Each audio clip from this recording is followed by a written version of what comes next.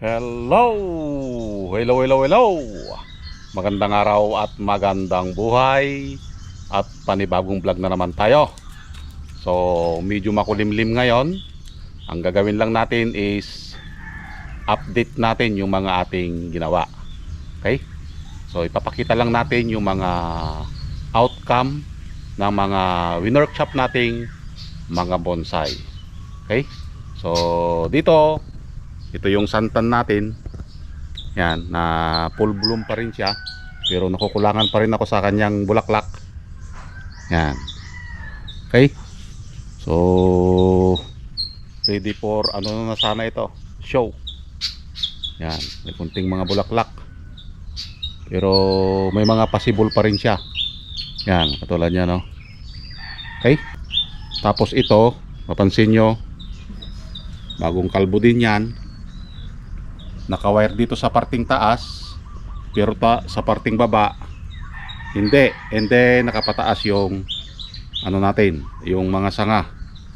So meaning mas malakas ito, kaya natin na kinokontrol and pinapakawalan itong nasa lower part para makalarga. Okay, so ganun din doon sa isa doon. Yan, nakikita nyo yan, bagong wire yan. Okay? So, yan yung ginawa natin kahapon ng isang araw. Nag-wire tayo. And then, natatandaan nyo ito. Yan. Ito. Oh. Ito na siya ngayon. Yung ating ginawa noon. Okay, kinalbo natin. At ito na, tinubuan na ulit ng mga dahon. Yan o. Okay. So, buti pa yung bonsai ina-update. Agoy.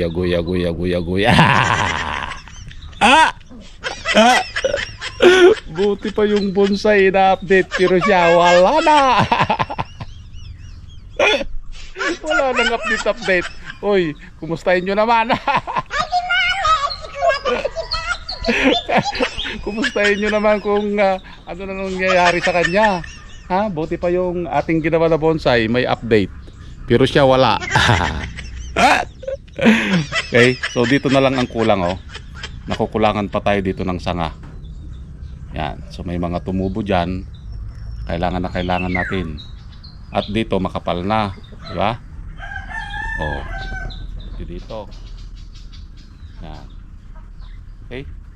At yung isa doon, yan yung pinjing natin, oh. Nandiyan, nakatalikod kasi, hindi natin makita. Okay? Yan. So ito yung kanyang update. At yung isa pa, mayroon pa tayo dito na isa eh. Yung isang Texas. Yan. Ito naman yon. Yan o. So ito yung kinalbo natin noon. Tandaan nyo? Ito. And then ito yung mga ano nya, oh. Bagong sibol na dahon. Yan. Yung cascade dito, na naalala nyo, yung cascade na Ficus Texas. So ito yung dahon niya na malalaki. Yan, kinakita nyo. Tapos ang pag tumubo siya, ganito na lang kaliliit. Yan o. Okay, so nakita nyo yung diferensya. Kapag malalaking dahon, ito yon. Yan. Pero pag mga bagong tubo, ito siya. Ayan o. Oh. Okay. Ito yung cascade na nating ginawa noon. At ito, nandyan sa baba. Kailangan na naman yan, no? Kailangan na namang ayusan. Yan.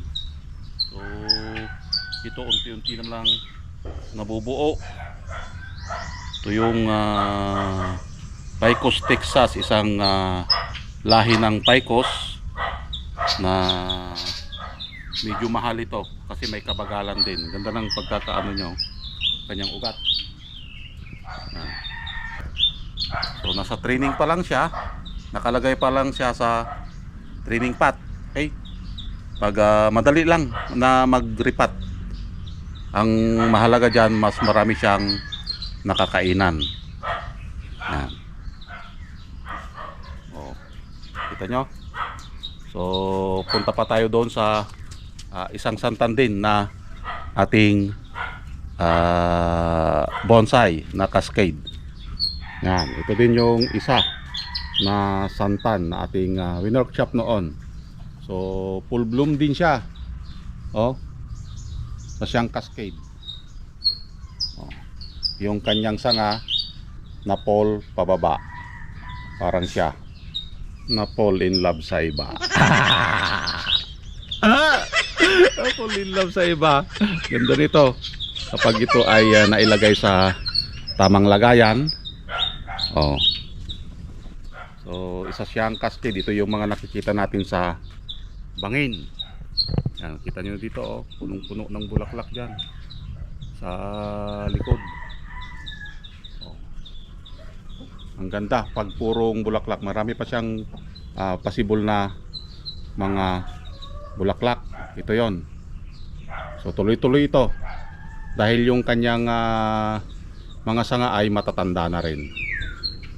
Okay, so yan, ang ganda nito, punong-puno ng bulaklak.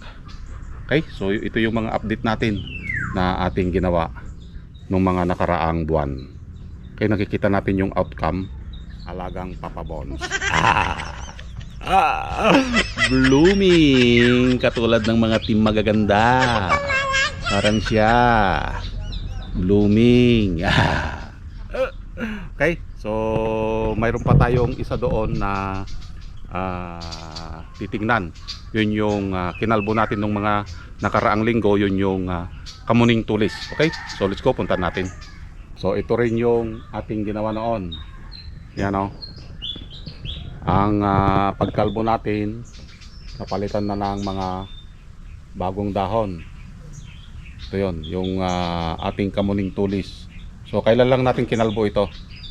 Yan, o, tinubuan na kagad.